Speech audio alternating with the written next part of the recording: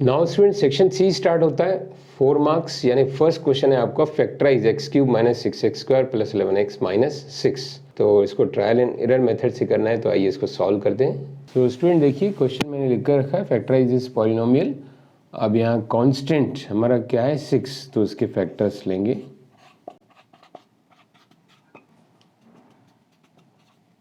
Plus minus 1 2 3।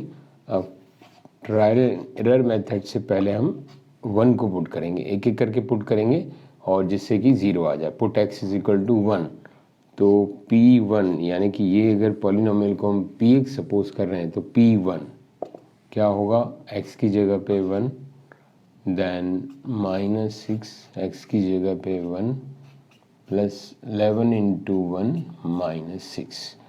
तो इसको हम सॉल्व करते हैं तो ये आता है 1 माइनस 6 एंड प्लस 11 माइनस 6 यानी कि 0। तो मतलब हमारा x इज इक्वल टू 1 रखने से ये पॉलिनोमियल 0 हो गया। It means x minus 1 is one of the factor. So we can write here x minus 1 is 1 factor. Now student जैसा कि बेसिक प्रोसेस मैंने बताया, x माइनस 1 से हम इसको डिवाइड करेंगे। तो इसके लिए लॉन्ग डिवीजन मेथड यानी कि एक्स स्क्वायर ऐसा नंबर में चूज़ करना है, इससे मल्टीप्लाई करके सेम आ जाए ताकि ये एलिमिनेट होता जाए। तो एक एक करके हमको एलिमिनेट करना है। तो एक्स स्क्वायर एक्स क्यूब अब 1 में भी करना ही पड़ेगा हमको, तो आएगा माइनस एक्स स्क्वायर। अब यहाँ हम सेपरेट करते हुए ध्यान रखें साइंस का, आपको चाहिए तो आप साइन उल्टे कर दें, प्लस है या कुछ नहीं, मतलब प्लस है तो माइनस, माइनस है तो plus.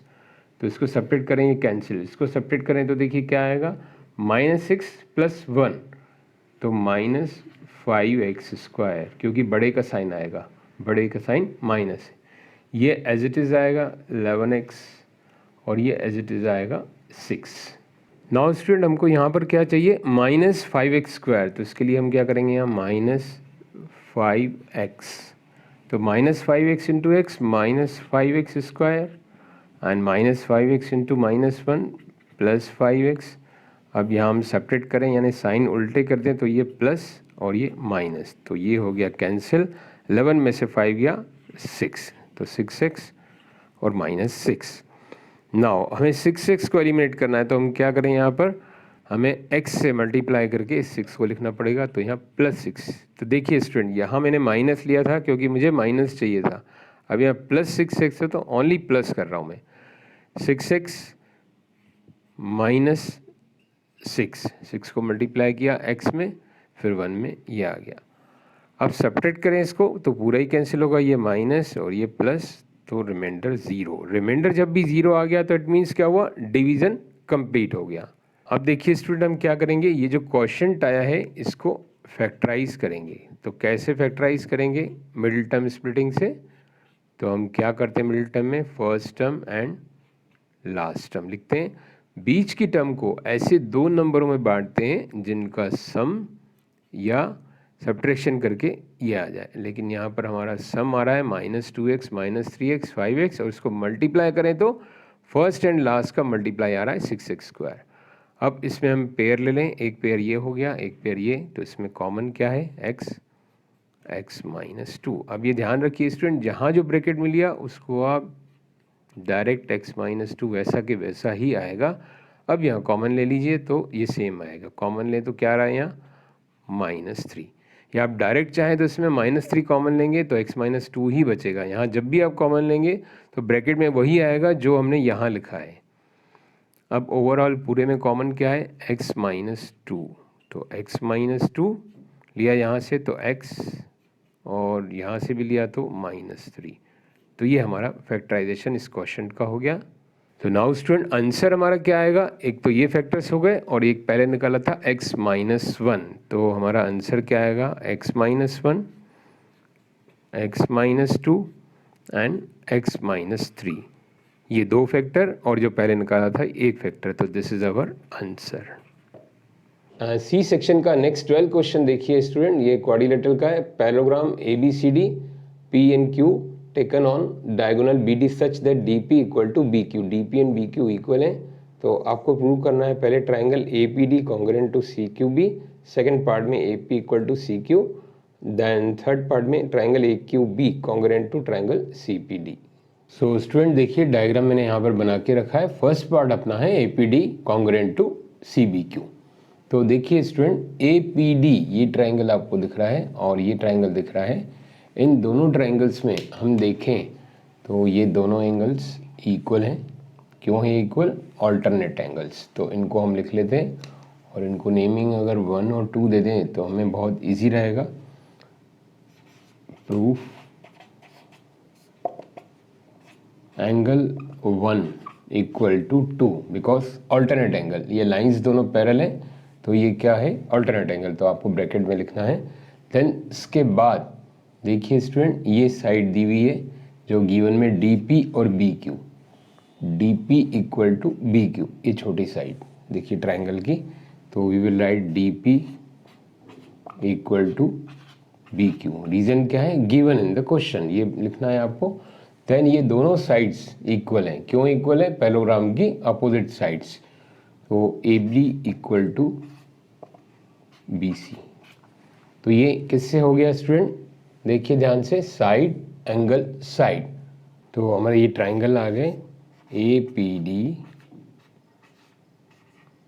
Congruent to triangle C B Q by side angle side congruent theorem, ये दोनों ट्राइंगल। सो स्टूडेंट देखिए सेकंड पार्ट के लिए हम क्या लिखेंगे? Since triangle A P D, जो हमारा ये ट्राइंगल था A P D congruent to हो गया ट्राइंगल सी बी क्यू, अभी जो हमने प्रूव किया by S A S. Therefore A P equal to C Q, कैसे? C P C T, corresponding parts of congruent triangle. ये triangle congruent हो गए तो इनकी जो साइड्स है ये दोनों इक्वल हो गई, A P equal to C Q. अब थर्ड पार्ट देखते हैं। नाउ स्टूडेंट देखिए third part, triangle A Q B congruent to C P D. A Q B यानी कि ये triangle and C P D. अब देखिए स्टूडेंट इसमें जो है आपका एंगल कौन से इक्वल है? Alternate angle this one equal to this one, ये दोनों एंगल्स आपस में इक्वल हैं। तो इसको हम नंबर दे दें 3 एंड 4, क्योंकि यहाँ 1 2 दिया था तो एंगल 3 और 4 इक्वल है। और दूसरा D P and B Q ये भी इक्वल है।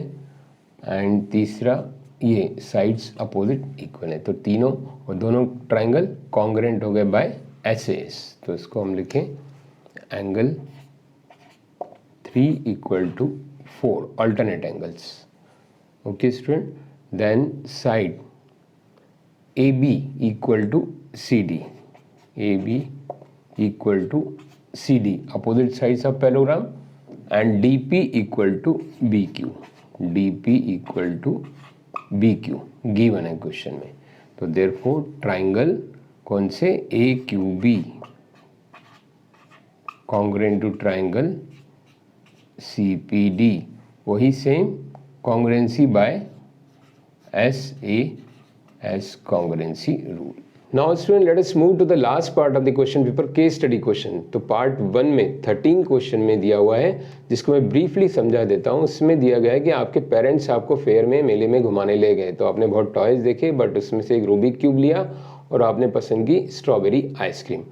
सो इससे रिलेटेड जो फर्स्ट क्वेश्चन है, find the length of diagonal of each if each edge measure 6 centimetre. अगर इसकी एज जो है यानी साइड ईच 6 सेंटीमीटर है तो इसके अंदर अगर डायगोनल की लेंथ निकालनी है तो कैसे निकालेंगे।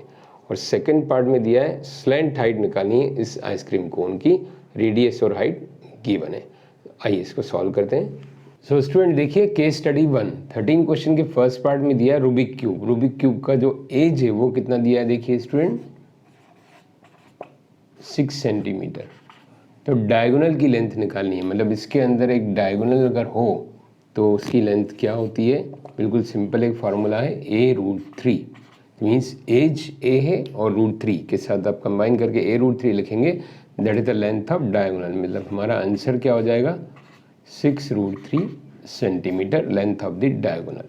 तो स्टूडेंट 13 क्वेश्चन के सेकंड पार्ट में केस स्टडी के हमें क्या निकालना है? Slant height of the ice cream cone, जिसका रेडियस दिया है 7 एंड हाइट दी है 24। तो ये रिलेशन क्या होता है? Slant height radius and height में पाइथागोरस का। तो ये हो जाएगा L square is equal to 7 square plus 24 square, इसका स्क्वायर करें तो ये आएगा 49 और इसका स्क्वायर करें तो दिस विल बी 576। तो इसको ऐड करें तो this is 625। L square is 625, so L is under root of 625 means 25 centimetre. So this is a slant height of the ice cream cone. Now student case study 2, case study part 2 का question में 14 question है। इसमें दिया हुआ है Edward's mother gave him some money to buy a papaya from the market at the rate of this। मतलब ये जो पॉलिनोमियल का क्वेश्चन है इसको कन्वर्ट किया गया है सिचुएशन बेस्ड क्वेश्चन में। सिचुएशन ये दी गई है कि वो पपैया लेने गया तो जो रुपीज़ हैं जिस रेट पे उसने लिया उसको इस फॉर्म में बताया गया, इस पॉलिनोमियल के फॉर्म में। इसमें आपको कंफ्यूज नहीं होना है, परेशान नहीं होना है, सिंपली क्वेश्चन पे जाना है। तो देखिए क्या दिया है, based on this first part find the value of P4, very simple, x की जगह पे 4 रख के हम निकालेंगे। सेकेंड पार्ट में दिया है factorize above polynomial. Factorize above polynomial मतलब इसको आपको मिडिल टर्म से फैक्टराइज करना है। तो आइए इसको सॉल्व करते हैं। नाउ स्टूडेंट केस स्टडी 2 यानी 14th क्वेश्चन देख रहे हैं जिसमें पॉलिनोमियल दिया है x² माइनस 12x माइनस 220। तो फर्स्ट पार्ट में हमें P4 निकालना है। P4 मीन्स x की जगह पे हम क्या पुट करेंगे 4, तो this will be 4 square minus 12 into 4 minus 220। सो ये आ जाएगा student 16 48 minus 220। So this will be 16, ये ऐड हो जाएंगे माइनस में 268 and finally this is minus 252। तो this is answer of first part. Now student case study 2 के सेकंड पार्ट में देखिए फैक्टराइज करना है इसी पॉलिनोमियल को। ध्यान से देखिए मिडिल टर्म स्प्लिटिंग हम क्या करेंगे, first term and last term. Then मैंने जैसा कि बताया कि मिडिल टर्म को हम स्प्लिट कर लेंगे। तो यहाँ हम लिख सकते हैं 22x माइनस में एंड प्लस 10x। देखिए स्टूडेंट मैंने ये दो टर्म लिए हैं, ये कैसे आपको लेनी है इसकी प्रैक्टिस करनी है। आपके बेसिक कॉन्सेप्ट में मेरे वीडियो दिए हुए हैं, आप देख सकते हैं। इसकी बहुत प्रैक्टिस चाहिए आपको कि कैसे दो नंबर चूज़ करें ताकि उनका एडिशन सब्ट्रैक्शन ये आ जाए, मल्टीप्लिकेशन क्या है फर्स्ट एंड लास्ट टर्म। अब ये मल्टीप्लाई करके देखिए 220x²। अब हम क्या करें स्टूडेंट, यहाँ और यहाँ कॉमन लें। देखिए यहाँ कॉमन क्या आएगा, x अंदर आएगा x माइनस 22 और यहाँ भी हमें सेम ही ब्रैकेट में लेना है, यहाँ सेम ही आना चाहिए, इसके अकॉर्डिंगली आप कॉमन ले लीजिए। तो क्या आएगा यहाँ प्लस 10। अब वेरीफाई करिए 10x 22 इंटू 10 माइनस 220। अब ओवरऑल पूरे में कॉमन क्या है देखिए x माइनस 22, तो x माइनस 22 तो हमारा क्या बचा x प्लस 10। तो this is the answer of second part. तो स्टूडेंट ये था लास्ट क्वेश्चन जो इस क्वेश्चन पेपर का डिस्कस किया मैंने आपसे। ये जो पेपर बच्चों ने शेयर किया उसके सॉल्यूशन हमने डिस्कस किए। तो आप लोग एक काम करिएगा, इसको नोट करके वॉच करके अपने आप इस क्वेश्चन पेपर को सॉल्व करिएगा। और स्टूडेंट एक रिक्वेस्ट है आपसे मेरी कि अगर आपके क्वेश्चन पेपर हो जाए तो उनका PDF आप मेरे मेल पे या कमेंट बॉक्स में शेयर कर सकते हैं ताकि आपके क्वेश्चन पेपर को भी मैं बाकी स्टूडेंट्स के साथ शेयर करूं। तो anyway all the best, do the best and get the best.